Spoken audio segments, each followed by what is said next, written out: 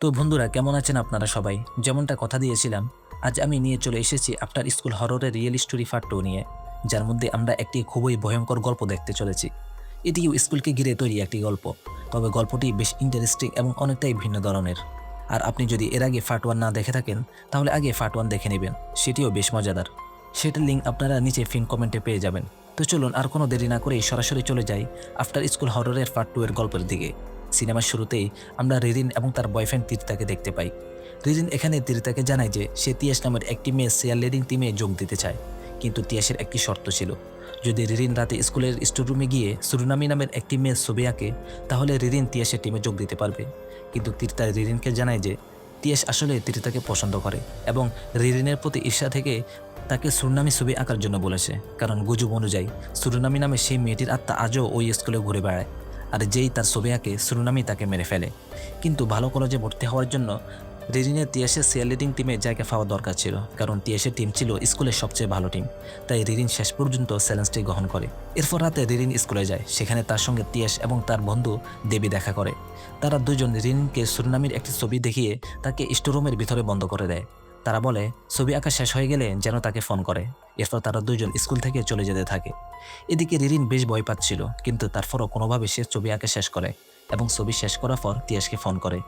কিন্তু তিয়াস ফোন ধরে তাকে বলে সে যেন নিজেই স্টোররুমের দরজা খুলে বাইরে বের হয়ে আসে। তিয়াস এমনটা করেছিল কারণ সে স্টোররুমের দরজা বাইরে থেকে বন্ধ করে দিয়েছিল। আর এখন যেহেতু রিনিন সুনামির ছবিটি সম্পূর্ণ করে পেরেছে, তাই সত্যিই সেখানে সুনামির আত্মা চলে আসে। রিনিন সুনামির আকাশ ছবির ভেতর থেকে তার আত্মাকে দেখতে পায় এবং ঠিক তখনই দৃশ্যটি কেটে যায়। তো এটি ছিল সিনেমার ইন্ট্রোডাকশন। এরপর গল্প কয়েক বছর পরের সময় চলে আসে। আমরা তিয়াসের ছোট বোন সান্ড্রাকে দেখতে পাই, যে তিয়াসের পুরনো স্কুলে পড়ে। এরপর আমরা তিয়াসকে দেখতে পাই, তার মানসিক অবস্থা এখনও একেবারেই ভালো নেই, কারণ সে রিরিনের যে চ্যালেঞ্জটি দিয়েছিল তার কারণে সুনামির আত্মা দেবী এবং রিরিন দুজনকেই মেরে ফেলেছিল। আর সুনামি তিয়াসকে এতটাই ভয় দেখিয়েছিল যে তিয়াস শেষ পর্যন্ত পাগল হয়ে যায়। কিন্তু তিয়াসের এই কথাগুলো কেউ বিশ্বাস করে না। এরপর আমরা দেখতে পাই কেউ সান্ড্রার রুমের দরজার কড়া নাড়ায়, কিন্তু বাইরে কেউই ছিল না। তখন সান্ড্রা তার আন্টি ইনাকে জিজ্ঞেস করে তিনি কি দরজায় কড়া নেড়েছিলেন। তিনি বলেন, না, এমন কিছুটা আমি করিনি। এরপর আমরা দেখতে পাই তিয়াস খুব শক্তিশালী ওষুধের উপর ছিল। সে নিজে নিজে খাবারও খেতে পারতো না, তাই সান্ড্রা তাকে খাওয়াতে শুরু করে। মানে খারাপ কাজের খারাপ ফল তো পেতেই হয়। এরপর সান্ড্রা তার স্কুলে চলে যায়। স্কুলের ভেতরে আমরা সান্ড্রার বয়ফ্রেন্ড এবং তার বন্ধু ফুতরাকে দেখতে পাই। ফুতরা আজ স্কুলের সবচেয়ে জনপ্রিয় মেয়ে ইভাকে প্রপোজ করতে যাচ্ছিল। রাঙ্গা তাকে অনেক বোঝানোর চেষ্টা করে, কিন্তু ফুতরা তার কথা শোনে না। সে ইভাকে প্রপোজ করতে চলে যায়।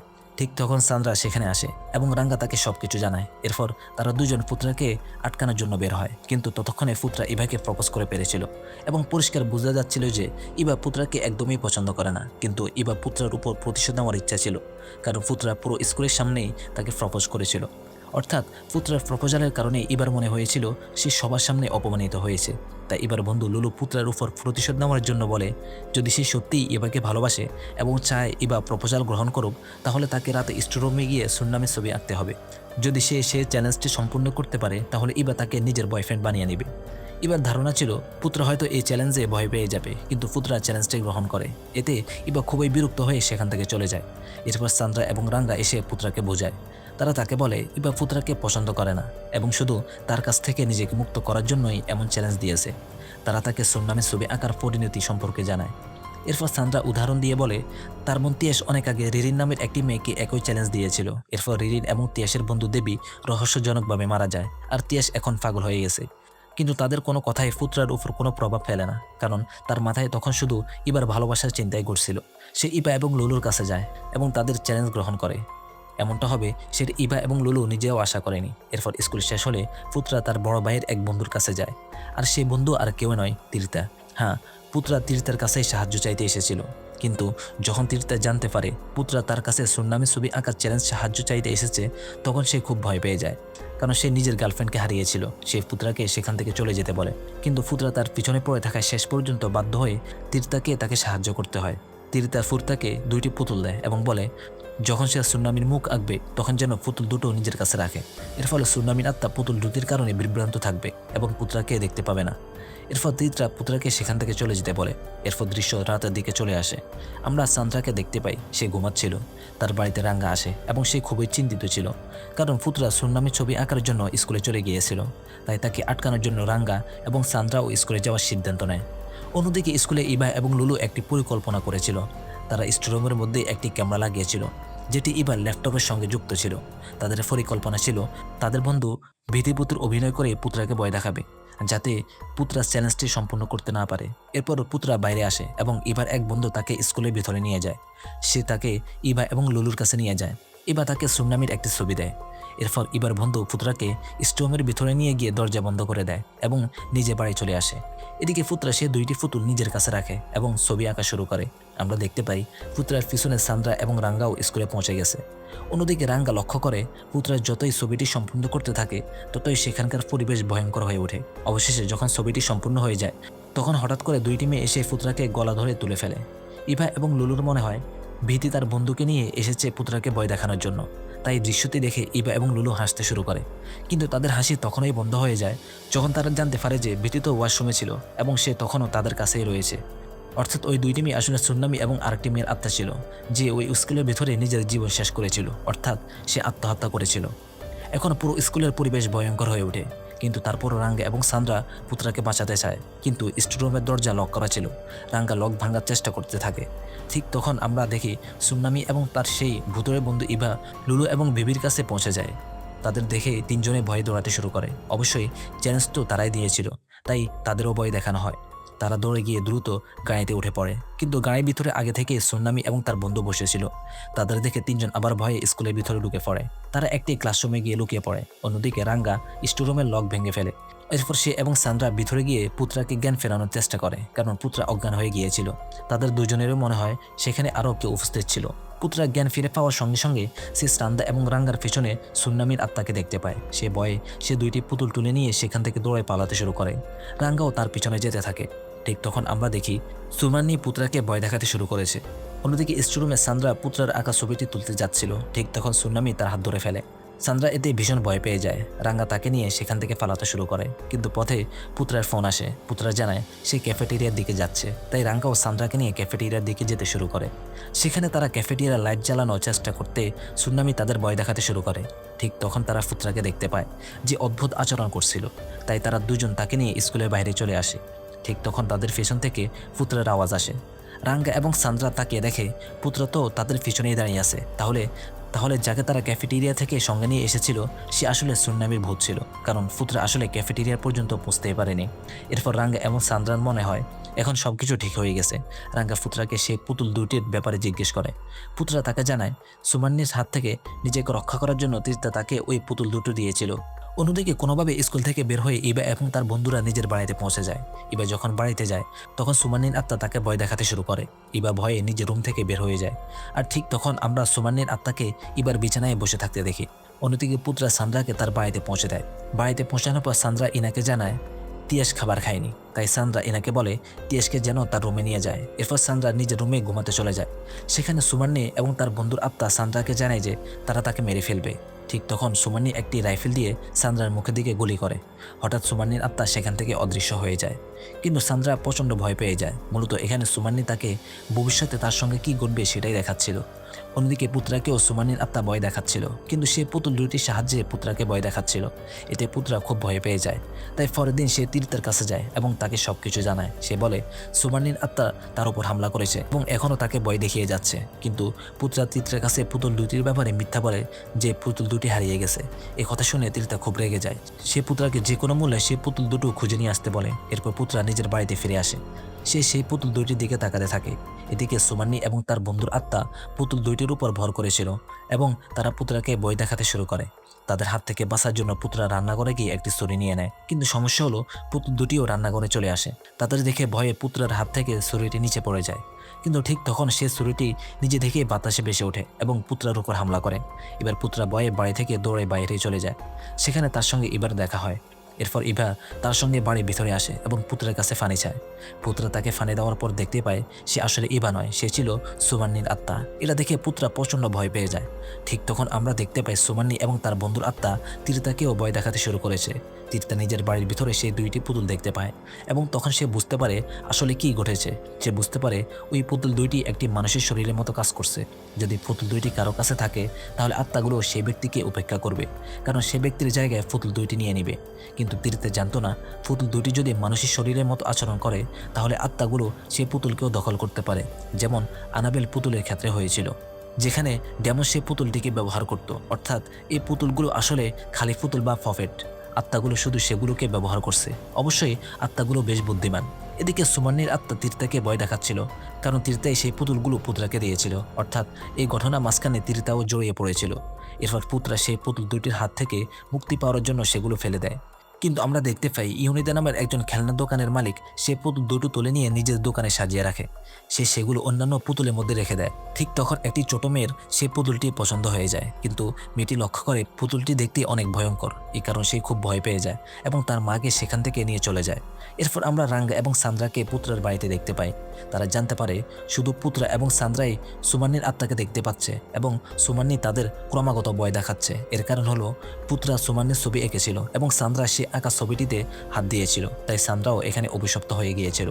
পুত্রা তাদের জানায় তার কাছে থাকা পুতুল দুইটির উপর সুমান্নি এবং তার বন্ধুর আত্মা ভর করেছিল, তাই সে ভয়ে পুতুল দুটো ফেলে দিয়েছিল। সে ভেবেছিল এবার হয়তো সবকিছু ঠিক হয়ে যাবে, কিন্তু আমরা জানি আসলে এমনটা হয়নি। অন্যদিকে খেলনার দোকানে ইউনিদা সেই দুইটি পুতুলকে ওয়াশরুমে দেখতে পায়। সেই পুতুল দুটো তুলে নিয়ে আবার অন্যান্য পুতুলের মধ্যে রাখার চেষ্টা করে। ঠিক তখন পুরো দোকান কাঁপতে শুরু করে এবং সব জিনিসপত্র এদিক ওদিক পড়ে যেতে থাকে। ইউনিদাও পুতুল দুটো সেখানে ফেলে রেখে সেখান থেকে চলে যায়। এরপর আমরা ত্রিতাকে দেখতে পাই, যে রিরিনের আত্মাকে দেখতে পাচ্ছিল। এখন মনে হচ্ছিল হয়তো রিরিনের আত্মা তাকে ভয় দেখাচ্ছে, অথবা হয়তো সে তাকে শুধু দেখা করতে এসেছিল। বিষয়টি বেশ রহস্যময় ছিল। এরপরের দিন পুত্রা সে পুতুল দুটোকে নিজের ক্লাসরুমে বাইরে দেখতে পায়। সে এবং সান্দ্রা পুতুল দুইটুকে নিয়ে স্কুলের পিছনে যায়, যাতে সেগুলো পুড়িয়ে ফেলতে পারে। তারা পুতুল দুইটিতে আগুন ধরিয়ে দেওয়ার সঙ্গে সঙ্গে সুমান্নির আত্মা এবং তার বন্ধুর আত্মা পুতুলের ভিতর থেকে বের হয়ে একটি গাছের উপরে গিয়ে বসে। এরপর সুমান্নির আত্মা সান্দ্রাকে ভয় দেখাতে শুরু করে। সান্দ্রা শান্ত হচ্ছিল না, তাই পুত্রা সান্দ্রাকে খুব জোরে একটি চড় মারে। এর ফলে সান্দ্রা অজ্ঞান হয়ে যায়। অন্যদিকে এবার একটি মেয়েকে কাঁদতে দেখতে পায়। সে মেয়েটির কাছে গেলে দেখতে পায় সেটি আসলে সুমান্নির আত্মা। এরপর আমরা বিবিকে ওয়াশরুমে দেখতে পাই। সেখানে সুমান্নি এবং তার বন্ধুর আত্মা তাকে ভয় দেখাতে শুরু করে। তাই বিবি ওয়াশরুম থেকে দৌড়ে বাইরে চলে আসে। বাইরে তার সঙ্গে লুলু দেখা হয়। বিবি লুলুকে সবকিছু জানায়, কিন্তু লুলু বলে এসব হয়তো বিবির মনের ভুল। এরপর সে নিজেই ওয়াশরুমে যায়। প্রথমে যখন সে ওয়াশরুমের দরজা খোলে তখন সে ভিতরে নিজেকেই দেখতে পায়, কিন্তু যখন সে আবার দরজা খোলে তখন ভিতরে সুমান্নির আত্মাকে দেখতে পায়। এটি দেখে লুলু প্রচণ্ড ভয় পেয়ে যায়। অর্থাৎ এবার সে নিশ্চিত হয়ে যায় যে বিবি মিথ্যা বলছিল না। অন্যদিকে রাঙ্গা, সান্দ্রা এবং পুত্রা যখন ক্লাসে যায় তখন তারা সেখানে সেই পুতুল দুটিকে দেখতে পায়, কিন্তু হঠাৎ পুতুল দুটো অদৃশ্য হয়ে যায়। এখন ওই তিনজন বুঝতে পারে সুমান্নি তাদের শেষ না করা পর্যন্ত থামবে না। এরপর তারা তিনজন ইভা, লুবু এবং বিবির কাছে যায়। তারা জিজ্ঞেস করে তাদেরকেও কি সুমান্নির আত্মা ভয় দেখাচ্ছে, কিন্তু তারা তিনজন কিছুই বলে না এবং সেখান থেকে চলে যায়। এরপরে ক্লাসরুমে পরীক্ষা চলার সময় পুত্রাকে সুমান্নি আবার ভয় দেখায়। তার হ্যালুজিনেশন হতে শুরু করে। সে দেখতে পায় তার সব ক্লাসমেট ভূতে পরিণত হয়েছে এবং তারা তার উপর হামলা করছে, কিন্তু তাকে জ্ঞান ফিরিয়ে আনা হয়। এরপর টিফিনের সময় রাঙ্গা, পুত্রা এবং সান্দ্রা খুব চিন্তিত ছিল। তারা আশা করছিল না যে তারা বেঁচে যেতে পারবে, কারণ সুমান্নির আত্মা ছিল অত্যন্ত শক্তিশালী এবং অশুভ। তারা তিনজন কথা বলছিল। ঠিক তখন পুত্রাকে এবার ফোন করে স্কুলের পিছনে আসতে বলে, আর পুত্রাও কোনো কিছু না ভেবেই স্কুলের পিছনে চলে যায়। তার পিছনে রাঙ্গা এবং সান্দ্রাও যায়। পুত্রা স্কুলের পিছনে গিয়ে দেখতে পায় ইভাকে সুমান্নির আত্মা দখল করে নিয়েছে। সে পুত্রার উপর একটি ছুরি দিয়ে হামলা করে, কিন্তু পুত্রা ইভাকে একটি চড় মারে। এর ফলে ইভা অজ্ঞান হয়ে যায়। যখন তার জ্ঞান ফিরে আসে তখন লুলু এবং বিবিকে তাকে পুরো ঘটনা জানায়। অন্যদিকে বাড়িতে সুমান্নি সান্দ্রাকে ভয় দেখাতে শুরু করে। ভয়ে সান্দ্রা নিজের রুমে চলে যায়। সেখানে সে নিজের বিছানার নিচে সে একই পুতুল দুটিকে দেখতে পায়, যেগুলো নিজেই নড়ছিল। তাদের হাত থেকে বাঁচতে সে রুমের বাইরে চলে আসে। রুমের বাইরে তার সঙ্গে তিয়াসের দেখা হয়। সান্দ্রা তখন প্রচণ্ড ভয় পেয়ে গিয়েছিল। সে সাহায্যের জন্য তিয়াসের মোবাইল থেকে তাদের স্কুলের পুরনো কেয়ারটেকার জামালের ফোন নম্বর খুঁজতে শুরু করে। জামাল তিয়াসের সময় ওই স্কুলে কাজ করত এবং সুমান্নির ব্যাপারে তার সব কিছু জানা ছিল। এরপর আমরা পুত্রাকে দেখতে পাই। সুমান্নি তাকে এতটাই ভয় দেখিয়েছিল যে সে ধীরে ধীরে পাগল হয়ে যাচ্ছিল। এরপর সান্দ্রা, রাঙ্গা এবং পুত্রাকে নিয়ে জামালের কাছে যায়। তিনজন জামালের বাড়িতে পৌঁছে তাকে সবকিছু জানায়।